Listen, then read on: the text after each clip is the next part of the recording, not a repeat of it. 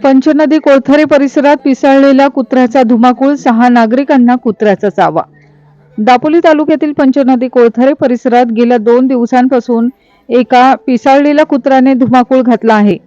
आतापर्यंत या कुत्र्याने काही दिवसातच 6 जणांना चावा घेतल्याची घटना घडली आहे। या घटनेमुळे संपूर्ण परिसरात भीतीचे वातावरण निर्माण झाले।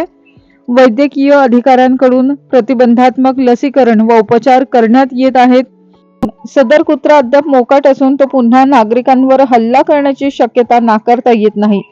त्यामुळे नागरिकांनी विशेष सावधगिरी बाळगावी, एकटे बाहेर जाणे टाळावे, लहान मुले व वृद्धांची काळजी घ्यावी असे आवाहन करण्यात आले आहे। दरम्यान संबंधित प्रशासनाने तात्काळ दखल घेऊन पिसाळलेल्या कुत्र्याचा बंदोबस्त करावा अशी मागणी स्थानिकांकडून करण्यात येत आहे।